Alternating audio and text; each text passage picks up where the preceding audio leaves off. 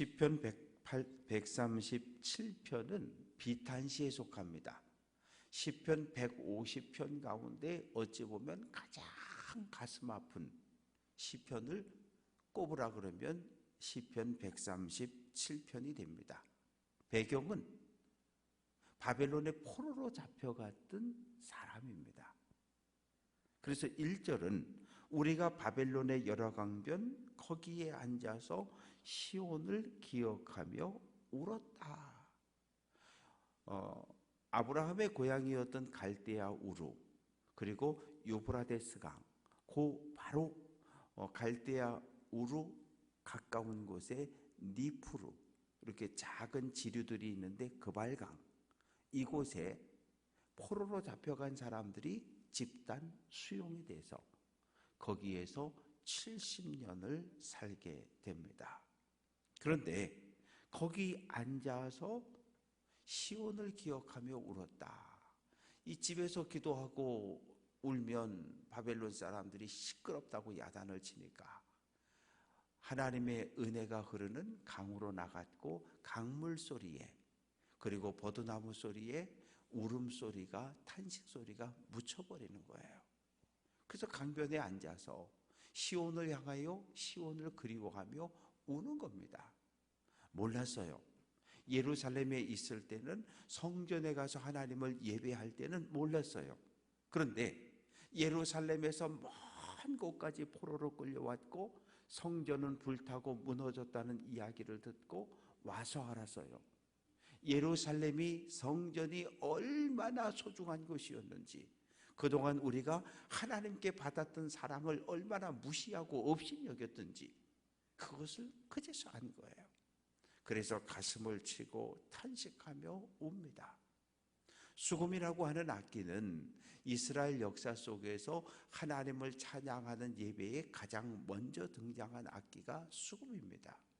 이 수금을 연주하며 하나님을 찬양했는데 그 악기를 버드나무에 걸어 놓았어요. 무슨 뜻입니까?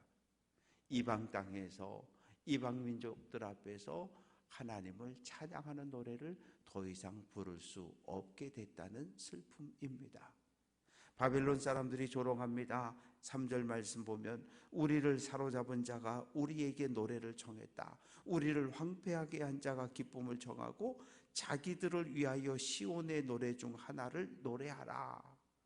야 히브리인들아, 우리가 믿는 마루두기 너희가 믿는 하나님보다 힘이 세. 그래서 우리가 전쟁에 이겼고 너희가 포로로 끌려왔으니까 너희들 좀 노래해봐. 하나님의 성전에서 하나님을 노래하던 그 노래를 한번 좀 불러봐. 이렇게 조롱하는 소리를 듣는 거예요. 그러니 어떻게 4절, 이방 땅에서 이방인들을 위하여 어떻게 하나님을 찬양하는 노래를 부를 수 있느냐? 안 하겠다는 거예요.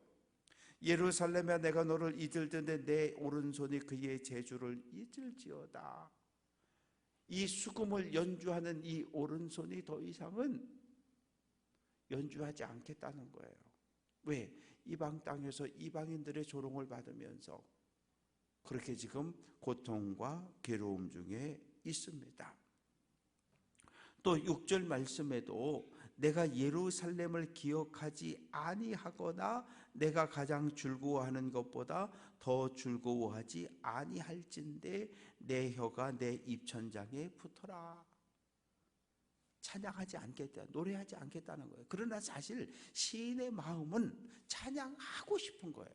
찬양하고 싶은데 바벨론 사람들이 조롱하고 비웃고 약올리고, 그러니까 안 하겠다는 거거든요. 그러나 본 마음은 입을 활짝 열고 악기를 연주하면서 하나님을 마음껏 찬양하고 싶은데 그럴 수 없는 현실을 탄식하고 있습니다.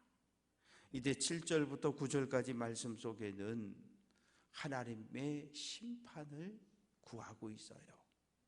하나님, 예루살렘이 멸망당했던 그날을 기억해 주십시오. 그러면서 에돔 자손을 치라는 거예요. 왜? 에돔 자손은 누굽니까? 에서의 후손입니다. 그러면 이스라엘과는 형제잖아요. 그런데 바벨론 군대가 예루살렘을 공격할 때 길잡이 노릇을 에돔 자손들이 했고, 예루살렘 성을 약탈할 때 가장 앞장서서 약탈한 사람들이 에돔 자손들이고, 그리고 도망치는 이스라엘 사람들을 잡아서 바벨론 군대에 넘겨준 사람들이 에돔 사람들인 거예요. 어떻게 형제가 고난을 당하는데 거기에 서서 예루살렘을 무너뜨려라 무너뜨려라, 아주 기초까지 뿌리 깊은 것까지 다 끄집어내서 완전히 무너뜨리라고, 멸망시키리라고 찬양하고 소리 지르던 사람들이 에돔 자손이었던 거예요.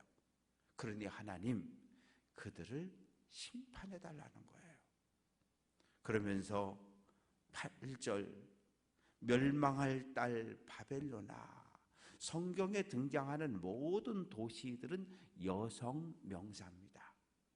그래서 바벨론, 예루살렘, 시온 다 여성 명사예요. 그래서 딸이라는 표현이 쓰여져 있고, 내가 우리에게 행한 대로 내가 갚는 자가 복이 있다. 하나님, 바벨론 사람들이 우리에게 행한 그대로 이 바벨론에 대갚아달라는 거예요. 바벨론을 멸망시켜달라는 거예요. 지금 바벨론 땅에 있으면서. 바벨론 사람들의 어린아이들을 바위에 메어치는 자는 복이 있다. 당시 이렇게 한 나라를 정복을 하면 여자아이들은 살려서 포로로 끌려가지만 사내 아이는 전부 죽입니다. 그런데 심지어 어린아이들을 그냥 손을 이렇게 다리를 잡아서 머리를 바위에 때려가지고 죽이는 일들이 허다했다고 그래요. 그 얘기는 뭐냐 하면 다시는 반항하거나 반란을 일으킬 생각조차 못하도록 그렇게 아주 잔인한 일들이 있었습니다. 아수르 군대가 그랬고, 바벨론 군대가 그랬고, 로마 군대가 그랬어요. 시편 138편은 다윗의 시 이렇게 기록이 되어져 있고 감사시입니다. 전쟁에서 승리한 이후에 하나님께 영광을 돌려드리는 감사로 가득 차 있습니다. 1절, 내가 전심으로라고 하는 것은 온 마음으로, 그래서 전심으로라고 하는 단어가 나오면 전심, 일심, 한 마음, 그런 단어들이 등장하면 피자가 딱 왔는데 쪼개지지 않은, 보통 피자 배달시켜보면 8쪽을 쪼개서 오는데 쪼개지지 않은 온전한 하나, 우리의 마음이 갈래갈래 찢어지지 않고 온전한 이 마음이 하나된 마음으로 하나님을 예배하고 찬양하고 기도하는 것, 이것을 전심으로라고 말하는 거예요. 신들 앞에서 주께 찬송하겠다, 이 말의 의미는 이 땅에 여러 민족 여러 나라들이 섬기는 신들이 있는데 하나님은 이 세상 모든 신들 위에 가장 뛰어난 신, 왜? 창조주 하나님이시니까 그 하나님을 찬송한다. 주의 성전을 향해 예배하는 이유는 무엇입니까? 하나님의 인자하심, 하나님의 성실하심. 인자와 성실이라는 단어는 성경에 이렇게 거의 형제처럼 붙어 다녀요. 쌍둥이처럼. 인자라고 하는 것은 이스라엘 민족을 향한 자비와 은혜와 긍휼을 이야기하고, 성실이라고 하는 단어는 한결같은 사랑, 변함없는 사랑을 이야기하는 하나님의 속성입니다. 그래서 우리를 향해서, 나를 향해서 언제나 보호해 주시고 은혜 베푸시고 한결같은 사랑으로 지켜주시는 하나님을 찬양하는 겁니다. 하나님은 어떤 분이십니까? 3절 말씀 보면 내가 간구하는 날에, 간구한다는 말은 고난에 처했다는 거예요. 부르짖는다는 말은 어려움을 만났다는 거예요. 간구하는 날에, 내가 기도하는 날에 주께서 응답하시고, 다윗의 기도 속에, 다윗의 찬양 속에는 기도하면 응답하시는 하나님이에요. 다윗은 늘 내가 기도했더니 하나님 응답하셨다라고 하는 고백을 계속해서 하고 있습니다. 이제 4절부터 5절까지 말씀 속에 다윗은 혼자 찬양하는 것으로 마음에 차지 않는 거예요. 그래서 모든 열왕들을 초청해 가지고 함께 하나님을 찬양하자고 이야기합니다. 4절, 여호와여 세상의 모든 왕들이 주께 감사하고, 5절, 그들이 여호와의 도, 말씀, 길을 노래할 것은 여호와의 영광이 크기 때문이다. 여호와의 영광이라고 하는 이 표현은 이 다른 사람은 못하는 거예요. 오직 하나님만이 행하시는 일들을 볼 때 우리는 하나님을 위대하시다라고 말하는 거예요. 내가 하는 일을 하나님도 하셨다. 그거 하나님 위대하신 분이 아니에요. 나는 할 수 없는데 하나님은 하신 거예요. 그러면 그 하나님은 위대하신 분이고 우리에게 찬양과 영광과 감사와 예배를 받으실 수 있습니다. 그래서 이제 6절부터 8절까지 말씀 속에서 다시 한번 하나님, 나를, 우리 부하를, 우리 군대를, 우리 민족을 보호해 달라고 하는 감사로, 기도로 마무리가 되고 있습니다. 하나님은 어떤 분이십니까? 6절 말씀 보면 높이 계셔도 첫째 하늘, 둘째 하늘, 셋째 하늘 그 높은 곳에 계시면서 이 땅에 있는 모든 사람들을 살펴보신다는 거예요. 그러면서 교만한 사람을 멀리서도 아신다는 거예요. 교만한 사람을. 그러면 이 표현을 오늘 우리의 믿음 생활 속에 적용을 해보면 교만한 사람은 누굽니까? 하나님과 관계 맺는 것을 거부하는 사람이에요. 우리는 하나님에게 가까이 나아가려고 애를 쓰고 기도하는데 에덴 동산에서 추방당한 아담과 하와가 땅을 파고 애를 쓰면서 에덴 동산으로 가려고 노력했던 것처럼 오늘 우리도 하나님과 가까운 관계를 맺으려고 십자가와 관계를 맺으려고 애를 쓰고 몸부림쓰는데 이 교만한 사람들은 하나님 필요 없다는 거예요. 하나님에게서 멀어지는 사람, 하나님의 통치, 하나님의 다스림을 거부하는 사람이 바로 교만한 사람인데 하나님은 아신다는 거예요. 그리고 7절 말씀 보면 내가 환난 중에 다닐지라도, 다윗이 어떤 환난을 당했을까? 사울에게 10년 쫓겨다녔죠. 블레셋 가가지고 미친 사람 흉내를 내야 됐죠.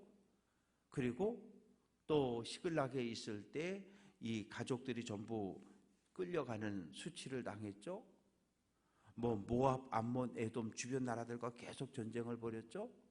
나중에는 가장 신뢰했던 부하가, 친구가 아들 압살롬과 함께 반란을 일으켰죠.